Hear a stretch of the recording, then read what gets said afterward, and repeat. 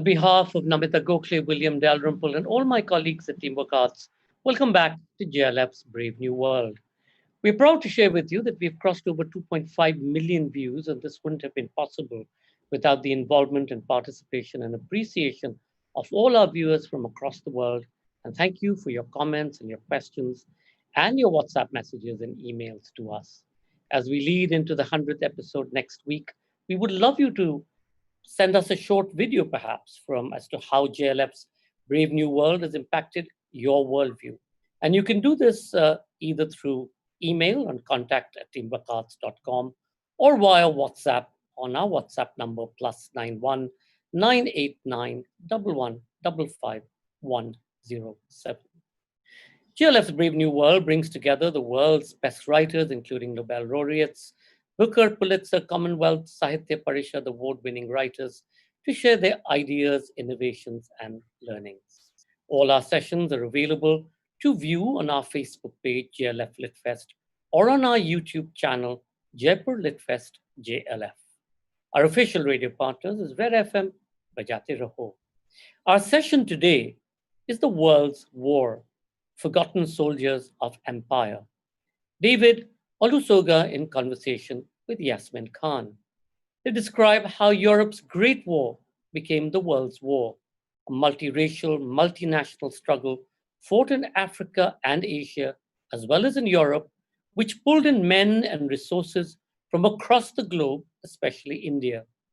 Throughout, they exposed the complex, shocking paraphernalia of the era's racial obsessions, which dictated which men would serve, how they would serve, and to what degree they would suffer. As vivid and moving as it's revelatory and authoritative, The World's War explores the experiences and sacrifices of over 4 million non-European, non-white people whose stories have remained too long in the shadows.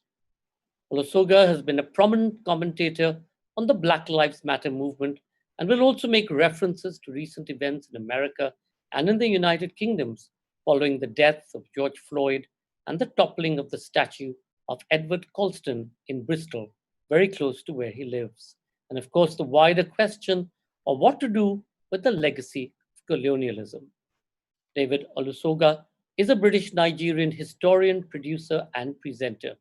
He's the author of Civilizations, Encounters, and the Cult of Progress, The World's War, which won the first World War Book of the Year, Black and British, A Forgotten History, which was awarded the Longman History Today Trustees Award, and the Penn Hessel Tiltman Prize, and the Kaiser's Holocaust, Germany's Forgotten Genocide, and the Colonial Roots of Nazism.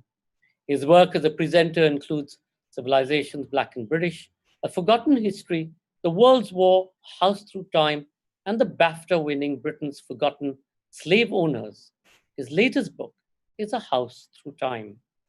Yasmin Khan is a writer and an associate professor of history at the University of Oxford, specializing in modern British imperial history.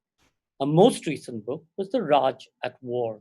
She has presented history programs for BBC Two, including A Passage to Britain.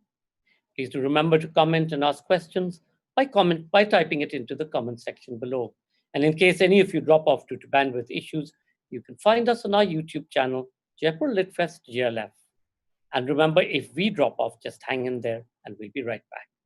Ladies and gentlemen, The World's War, Forgotten Soldiers of the Empire. David Olusoga in conversation with Yasmin Khan. Over to you both.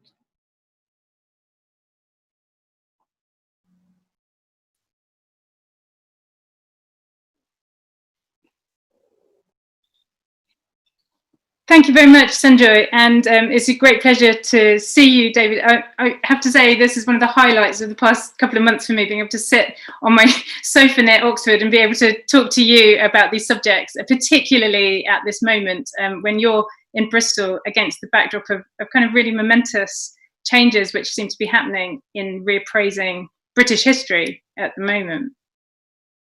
I think one of the questions is why now? It's fascinating why this suddenly happened in 2020. And I guess future generations of historians will answer that question, not you or I.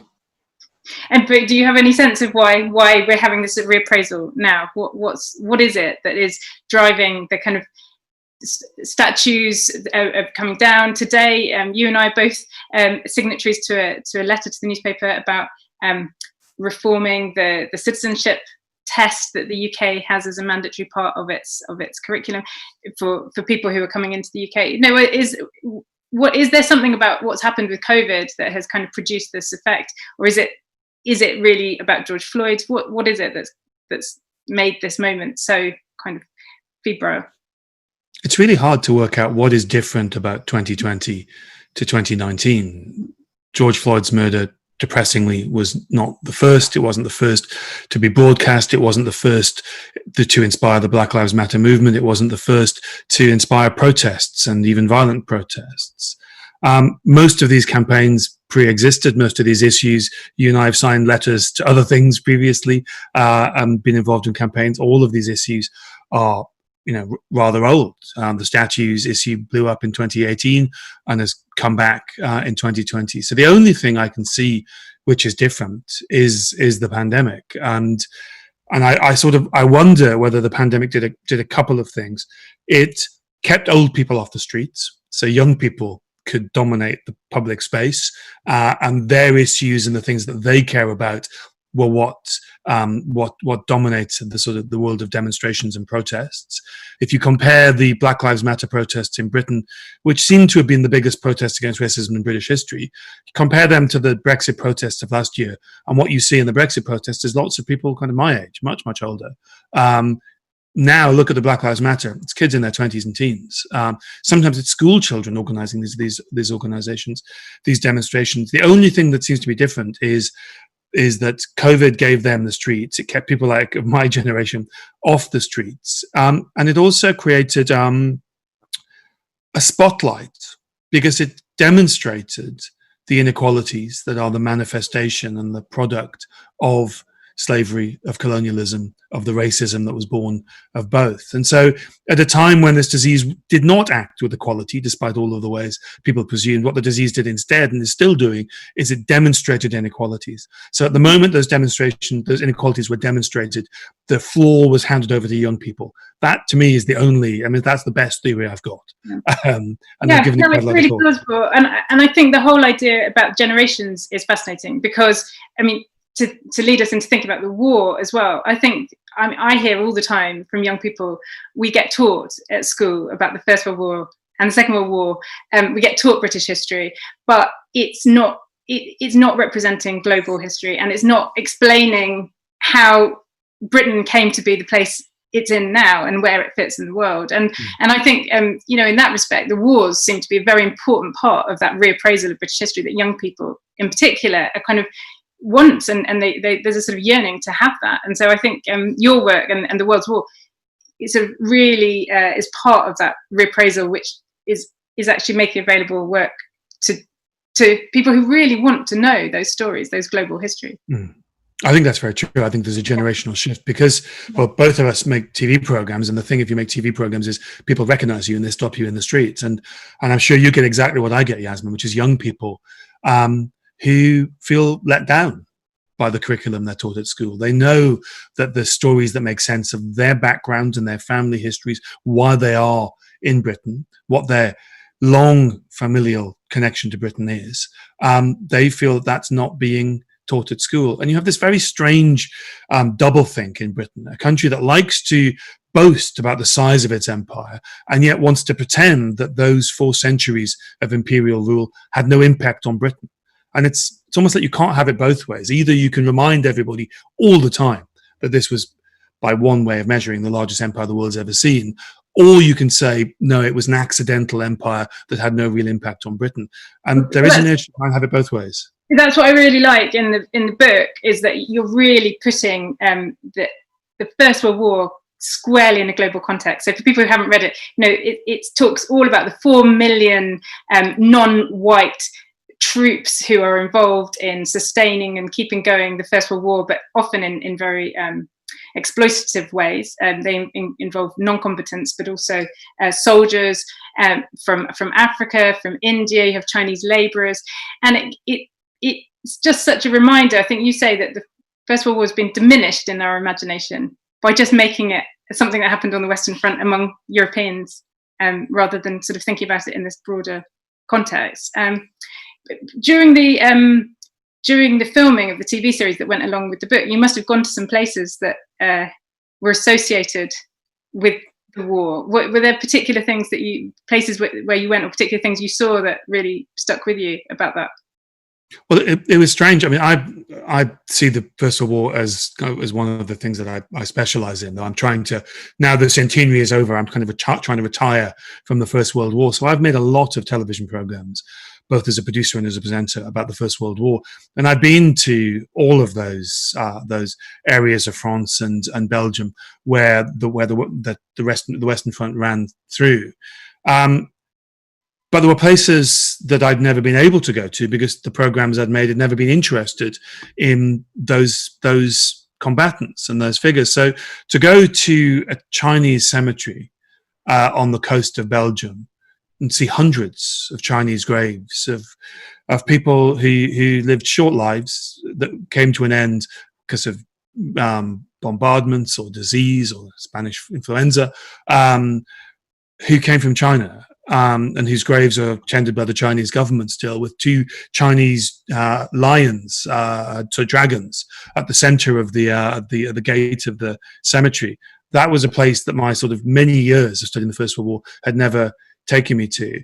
But it's also, it's into the archives. But then with all of this stuff, and I think it's true with your book on India and the Second World War, it's all there. I mean, people often imagine that there's some sort of conspiracy of silence, that all of these records about Indian soldiers at Ypres or Indian soldiers in the Second World War were spirited away, as we know some documents were in the British Empire. I don't think that's the case at all. I think it's no one was really interested in telling their stories because we were fixated on other stories about both the First and the Second World War that just didn't involve or didn't want to include the contributions and the sufferings of people from other parts of the world. It's a bad habit that I think the British got into. It's interesting that, because I completely agree with you. The stuff is just sitting there. There were documents for the Indian story, the India Office Archives, National Archives in India, and yet I hadn't really, as a school child in Britain, ever come across these histories or stories, and so there is that disconnect. And but I wonder why it is we forgot those histories, because I think they were known in the 1940s. People did know that there was a world kind of fighting together, and that it was the British Empire fighting the war in the 1940s. But there's a sort of amnesia that seems to set in, and a forgetting, and it seems to just fall away from the British past, and then fall away from textbooks and from TV programs and films and everything else. And I wonder, you're right. It is always well known at the time because I also work as a journalist. It's just good journalistic copy. I mean, to take the example of the First World War, trying to make the First World War sound interesting as a journalist when you're a war reporter and trying to get your reports through the censors is really difficult. Most of the battles in narrative terms are rather similar. A lot of the information that you'd want to tell, you can't tell.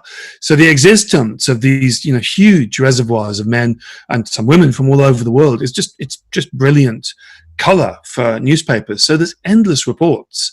And especially the First World War is very different from the Second World War because it's such a static war that you can create these panoramas as a journalist. You can go to these villages and these encampments and you can meet all of these people from all over the world. And there's report after report, which is fundamentally the same thing. It's here is the world encamped in France and Belgium, and isn't it exciting? Isn't it exotic? I mean, there's so many of them. I had to sort of be very disciplined in writing the book because you want to put them all in.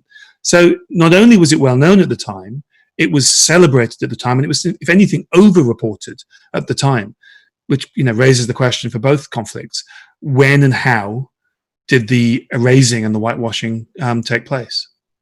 Yeah, I mean, I think it's a post-Second World War thing where Britain sort of tries to retract an island nation, and as you say, sort of on the one hand wants to celebrate this imperial past, but on the other hand is actually trying to sort of lose its memory or try to sort of to cover its memory and cover its tracks in a way. Is there something about it which is a sense of there's a very odd thing which I really noticed when I read about the 1850s and the response to the revolution in India.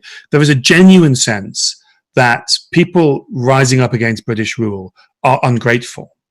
And when you read some of the writing about decolonization in the 60s and 70s, I sense something rather like Dickens's complaints in the 1850s, a genuine sense of ingratitude, that if you genuinely believe that your empire is only out there doing good and it is this paternal force in the world and people reject it, if you really do believe that, then it does seem like ingratitude. And I often wonder whether this comes from internalizing your own myths and filtering them through a sort of emotional sense of being let down.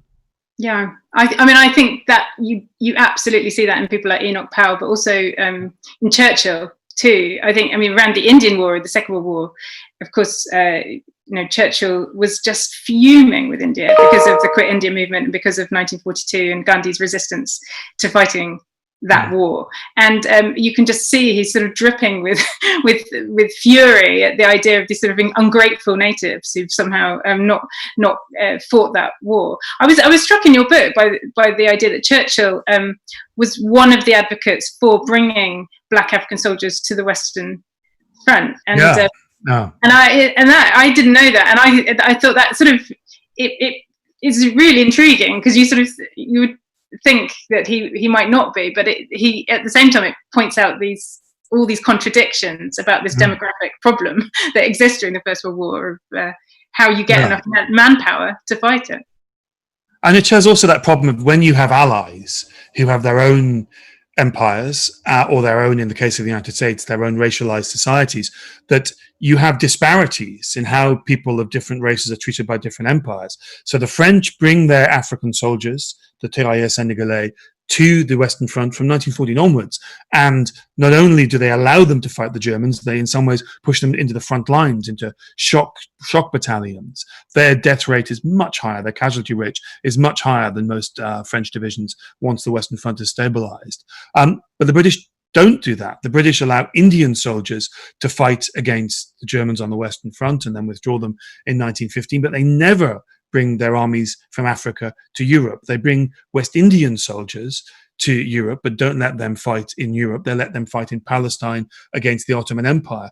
The British have an absolute embargo, a moratorium on black men of African descent fighting white men in Europe, even when you are desperate for manpower. And so Churchill is one of the advocates of Britain recruiting a huge army in Africa, training them in Africa, shipping them to the Western Front, and throwing them into battle to save the lives of white British soldiers, because that's what the French are doing after all. And he is a minority voice in this. And one of the issues is the British are nervous about doing so because they don't want to offend the South Africans, the white South Africans who had rebelled in 1915.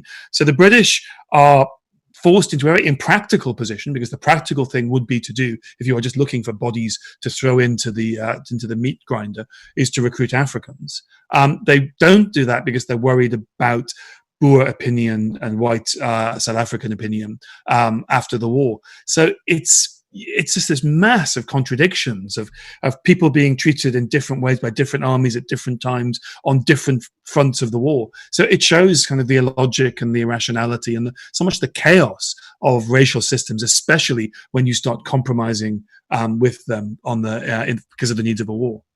Completely, and you also get a really strong sense of the cannon fodder, as it were, of people being sent into just brutal situations where they don't stand a chance. But also all these non-combatant carrier corps Africans in North Africa, really sort of being wiped out by disease and in dreadful working conditions. And in the Second World War, I mean, I was struck by the fact that there are just unmarked graves. There's all sorts of unknown deaths. I think the figures are just, people don't know what happened to some of these individuals who were just serving the war effort as non-combatants. I run a production company making TV programs, and we made a program at end of last year about the Commonwealth War Graves Commission and its failure to mark the graves of Africans, both soldiers and carriers, in the First World War. And we know that there's mass graves all over East Africa because of this war ranged across. I mean, it went as far north as what's now Kenya, all the way down to Mozambique, into the fringes of the Congo. This huge war of campaigns and marches. There are mass graves all over East Africa, and the Commonwealth War Graves knows where many of them are, and they've just been ignored. And I mean, the challenge that I've had to the Commonwealth War Graves Commission is, if we came to you, as we have done, and said there are thousands of bodies that we know where they are because we've got your maps from your archive, what are you going to do about it? I think if we'd come and said, and they're white British soldiers, I think they would be out there now excavating those graves. So I think there's still a problem. There is still an inequality in death, as there was in life and in service, in which the lives and the service of non-white people matter less. We can see that in pay rates in the Second World War, and we can see it in the lack of interest in investing and memorializing people of African and Indian heritage who died in both World Wars. And this continues. This is now. The Commonwealth War Graves Commission still has to work out what it's going to do about this, because we know where these mass graves are. It's fascinating, because I think it's exactly the same in India, in places along, say, the Ledo Road, all those parts bordering onto Burma, where there were those big roads dug, sometimes called the Stillwell Road, and labourers, I mean, women as well, children, recruited in levies, and everything I've seen seems to suggest, there were hundreds of people who died along there, possibly thousands, and nobody's really kind of paying attention to that or following up on that in the way that you described for the Commonwealth War Graves Commission. And it kind of strikes at the heart, for me, a problem at the moment, perhaps in Britain, where there is a recognition increasingly of the role of soldiers from India, from Africa. And like you, I'm being asked sometimes to talk about that, but at the same time, it seems to often be celebratory. It's trying to kind of diversify a military history without really talking about oppression and discrimination and all these other things that are in your book. So I'm sometimes a bit uncomfortable about that, because it's, on the one hand, we want to talk about the VCs and these amazing officers who won awards, but it's also, if we lose that history of oppression and resistance, it's not really telling the full story either. And it's a real problem, and it is a sort of internalized problem if you go and talk about it. And I've had the same thing. I mean, I saw the end of the centenary as a real opportunity for Britain to acknowledge these stories. And I thought that, I decided personally, I thought that was the most important thing. And so I did lots of programming and lots of sort of live programming that was very celebratory. But I thought the first step in challenging the whitewashing of this history is to acknowledge it's there, and then you could, with a view that you could problematize it later. I'm not quite sure I was right about that. Now I look back at the end at the centenary and what we achieved. I'm proud of some of the programs that I made, but I'm worried that all we did was we said, yeah, there's some Indians on the Western Front as well, and nothing about the sort of the forces that led them there, or on the way that they were treated and the ways in which they were memorialized that were different to European soldiers. So yeah, there is a real problem there, a real dilemma about facing people who are interested in this history. Yeah, it is really tricky. I agree, because I think it is important, and it's great that people know that those soldiers were there, but it's like, how do you then sort of nudge forward a wider appraisal of global history? Because this is so important to Britain's own identity at the moment, and the First and Second World Wars are a way that British nationalism is being kind of sustained often, and the histories of these wars. So it's like, if there's some people who just sort of don't want you to deconstruct it too much, sort of like go so far, but it's like, how much can you really sort of push it with these histories of is it just take a place within our myth, rather than your presence complicates the myth? And I think if it is just about adding some black and brown faces to the wartime propaganda posters, I don't think that achieves very much, because it's still propaganda. And I do think we are, in some ways, I think the greatest British victory of the Second World War was the Ministry of Information, because it created a myth so potent that 70 years later, we just can't wean ourselves off it. We struggle so desperately to have a more nuanced understanding of the Second World War, because the mythical version is just such a great story. It's so compelling. I remember a few years ago, I was coming back from filming on the Western Front with a group of British historians and people who make TV programs. And we were on a ferry because we had so much equipment, we couldn't fly. And we got to the White Cliffs of Dover on the ferry. And we were all expressing the fact that we involuntarily had this emotion about the White Cliffs, even though between us we had this great body of books that was complicating that history and that rejected the simplistic vision of the Second and First World Wars. And yet that Vera Lynn image of the White Cliffs has an atavistic emotional pull that even people who are aware of its problems can't help. The hearts can't be controlled at times. So these are, in some ways, I think one of the steps in challenging myths is to just accept how incredibly powerful they are. Mm. Yeah, no, I could almost hear the Vera Lynn as you described it. Like sort of seeing these cliffs. It's a soundtrack in all our heads all the time, not very far away. But it is a question of how we persuade as well, and how we bring these colonial histories into British history, because there is resistance. I mean, obviously, there's massive resistance to some of these colonial histories becoming more embedded in British cultural life. And you know, the Second World War, it's a really hard one to sort of to dislodge. And I think for an Indian audience, I mean, anybody who's watching this in India has a completely different understanding of the 1940s.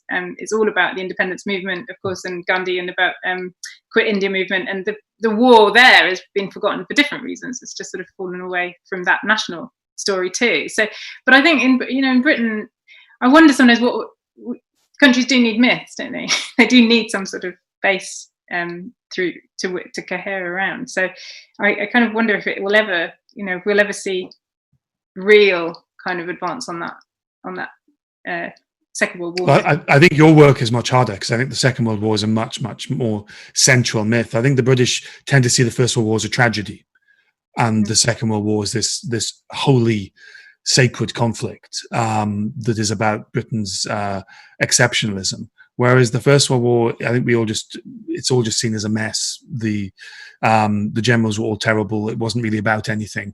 And I think it's easier for people to acknowledge the idea that the First World War was a global conflict and that Britain didn't do brilliantly in it, because we don't think we did very well in it anyway, because we think about these disastrous offensives.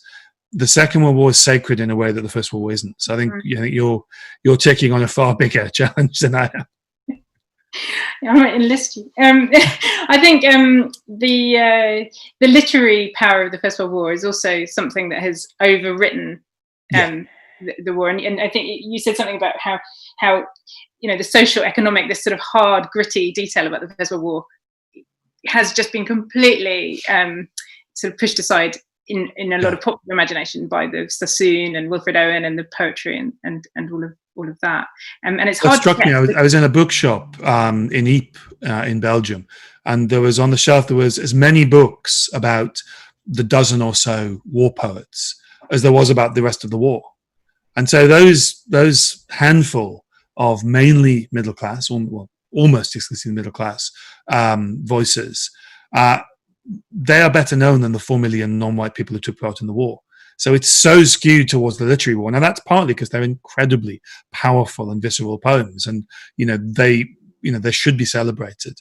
But it hasn't helped when the literature of a war overshadows the military and the demographic realities of it. And there are fragments out there. I mean, last year for the Jaipur Literature Festival, actually, I interviewed Shantanu Das, who I know you work with, and he's done this great job of wonderful work of finding some of these poems and fragments and letters from sepoys families in India and finding that stuff. But often it's just sitting in people's trunks in houses, and it hasn't had that canonical status. It hasn't been kind of donated to archives or libraries or anything like that. So it has a kind of very different quality to it. It's not valued in the same way. Yeah.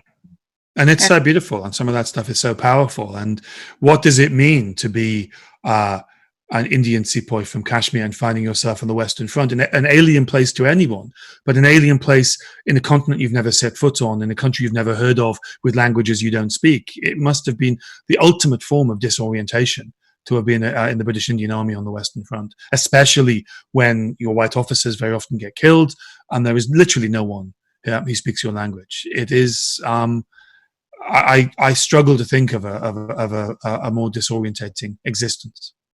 But and also in many ways a moment of cosmopolitanism where people do see each other for the first time, or see different, hear different languages, are brought into contact, and that kind of creates a new ferment as well. And by the end of the First World War, you're moving into new kind of political opportunities, because war seems to shake things up. Well, there's a line I put in the book, and I spoke to loads of historians to see if I had the nerve to put this, and I kept asking people, can you think of a place more cosmopolitan than the Western Front as it was in about 1917? And I mean the area behind the front, where you have the labourers as well as the soldiers. And the only convincing argument I had was maybe Istanbul, perhaps Istanbul, the centre of the Ottoman Empire. But then there's very few people, or no one, from the Americas at that point. Whereas you have people from the Native American, Indigenous American tribes come with the American army. You have Native Canadians. You have Africans from all over the French Empire. You have British Africans serving as labourers. You have Indian cavalry by that point. I suspect that that hunch I have is that the Western Front in 1917 was the most cosmopolitan place that had ever existed. But what's fascinating about some of the reports, both British and French, about it, is that a lot of these newspaper reports, they say this is an amazing thing to see because it's temporary, and of course this will never happen again. We will never see Europe this diverse and this cosmopolitan. There's one British reporter in the Times, and he says that when the children of France and Belgium are old, they will tell their grandchildren of the time when there were all of these different people from all over the world. Of course, when those people were elderly, Europe was just as diverse as the Western Front. So there's this powerful presumption that this is an aberration. This can't be like that. And yet the people making that presumption, this is an aberration, are both British and French, the two nations with empires that between them contain over 600 million people. So this idea that this is an aberration, this is a temporary system, is such a strange mindset to have gotten themselves into. And of course, the First World War is one of the engines that creates the communities. We see a huge increase in the black population of Britain because sailors come from all over the British Empire. We see the development of Paris's Chinese community amongst the Chinese Labour Corps, who don't go back, who stay to clear up the Western Front and then form the nucleus of the Chinese population of China. So the mechanism that's going to diversify Britain is already underway when they are making these reports in 1917, 1918. And even the same with the Second World War, it really laid the foundation for all that migration and movement that happens from South Asia afterwards. And yet there was a complete disconnect between those two facts. Often people didn't think that officers who sponsored visa applications or work applications had to actually work together with people in India in the Second World War. I mean, there was this very direct link between some of those first generation who came in the early 1950s and that war experience, but it has been lost again from popular memory, I think. And there's a strange lack of appreciation of what it is to be an Indian officer or a Jamaican officer or an airman from the Caribbean in the Second World War. You renegotiate your relationship with the empire. You tend to be amongst the most educated groups in your colony anyway. And then you come to Britain. You see how the empire operates. You encounter British power and British bureaucracy and decision-making and politics and the British people in all sorts of new ways. And you become these incredibly cosmopolitan people who can navigate this empire, who understands how it works and understand how it could be made to work for them. And then at the end of the war, it is suddenly unlearn all of that. I think one of the most important facts that people in Britain fail to understand is that a third of the men, the 492 men and one woman, on the Empire Windrush, the ship that arrived in 1948 that has become the symbolic beginning of black migration to Britain, a third of them were veterans of the Royal Air Force. They weren't immigrants to Britain. They were coming back to Britain because they'd already spent 3-4 years there in the war, because they are these incredibly mobile and capable people who've survived a war and moved between continents and navigated across an empire. Of course, they're going to try to work out how to make that empire work for them in peacetime. And they've earned the right.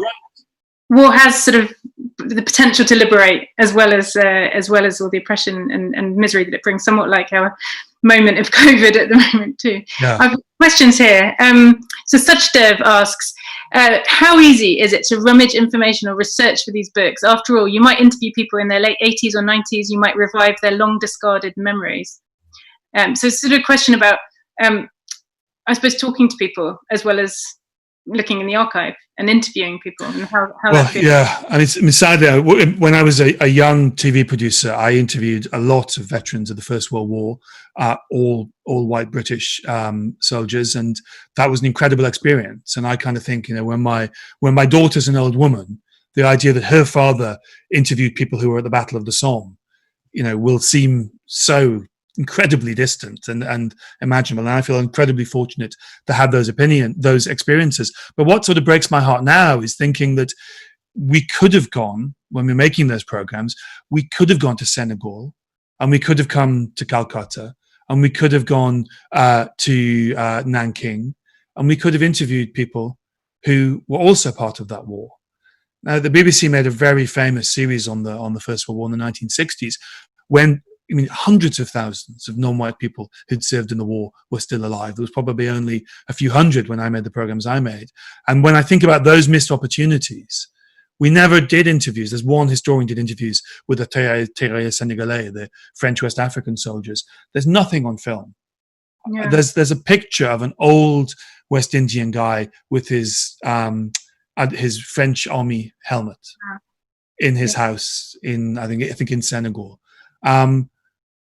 There's no moving image. There's no film of their experiences of the Western Front, of the Battle of Verdun. There were French black soldiers involved in the capture of the forts at the center of Verdun that ended what arguably the worst battle of the entire First World War. And there's no interviews with them.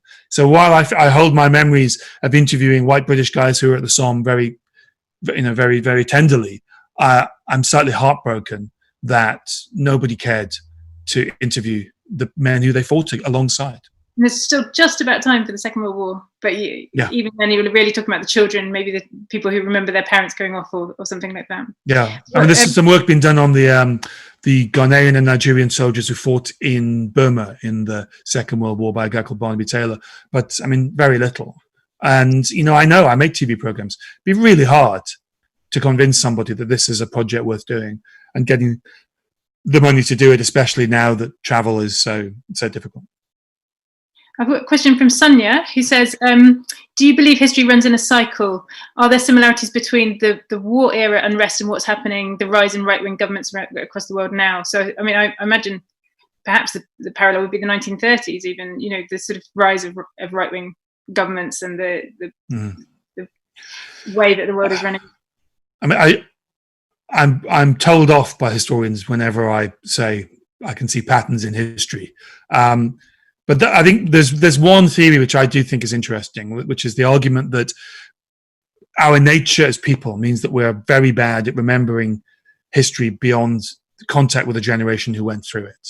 That the lessons learned from epochs of the past are very bright when the people who lived through them are in power, and when they get older and they begin to leave us, that the memories of what happened and the significance of it is lost. And if you were going to wonder why we seem to be not learning the lessons of the 1930s and 1940s, you could say it's because the generations who fought in those wars are no longer in power, and they're soon to be no longer with us. If you look at I think it's really important to remember that the people who built post-war Europe, many of those politicians had been soldiers in the First World War and politicians in the Second. Their entire lives had been shaped by these experiences. If you look at the sort of Labour governments of Britain in the 60s and 70s, they've all fought in the war. They've all seen the dangers of nationalism, and the dangers of foreign. It's the people now who often talk loudest about Churchill or sort of preserving memories in a certain way and uphold the Second World War, who often just missed fighting in any wars at all. It's a bit like the Empire as well. The people who are defensive about the British Empire very often in this country have no memory of it. They're too young, and they talk as if they want to return to a golden age, and yet that's not a memory. That is, they remember films, and maybe they have childhood memories of watching flag lowering ceremonies, but they have no memory of the Empire. So there's this strange obsession with histories that never existed by generations too young to have been through them. Yeah, it's slightly sort of false memory creeping Yeah. in. We've got, Ria, is it kind of classic question about statues? Do you believe there's a difference between maintaining and preserving history versus bringing down statues? I think it's interesting with an Indian audience here to think about that, because there are still colonial statues sort of right in the middle of Calcutta, most obviously, of Queen Victoria, but elsewhere they've been preserved and moved away.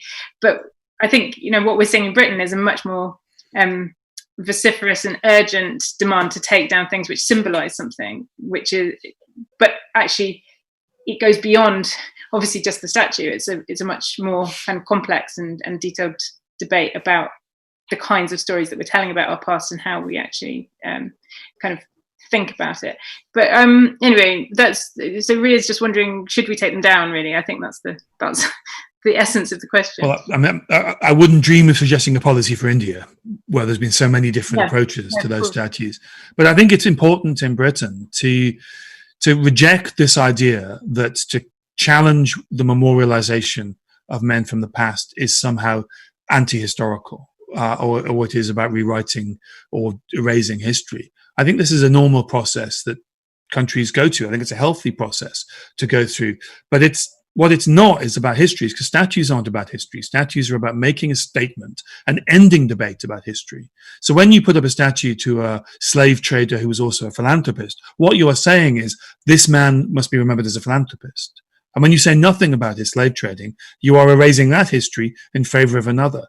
So I'm a fan of statues going to a place where there are millions of statues all over the world, which is museums and statue parks. Yeah. Because a statue on a pedestal in a city is a statement of affirmation and memorialization. And we have got in the habit in this country of memorializing people who did absolutely terrible things. I'm often criticized for saying this, and people make sort of, odd comparisons about, terrible people from other parts of the world. Well, I don't think any society should uncritically celebrate people who did terrible things. And I don't think monuments are very good at critical history. I think they're good at memorializing. They're not capable of the nuance of history because they're not really part of history. I think we've got time for just one last question, which is how the empire came to know about the excesses of the East India Company. Churchill, I don't really understand it. I think it's a question about sorry, I don't quite understand your question, but I think it's about why did Churchill allow the Bengal famine to happen and the cost of a million or more dying in the Bengal famine?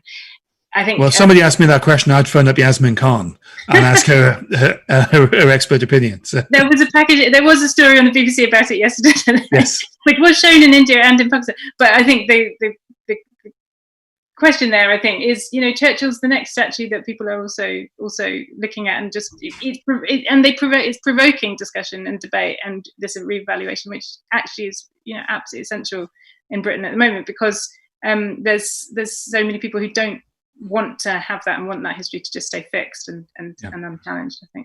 I think that's going to bring us to the end of the session. So thank you very much, David. It's absolutely fascinating, and it's been a great pleasure to talk to you. So thank you very much. Thank you for having me.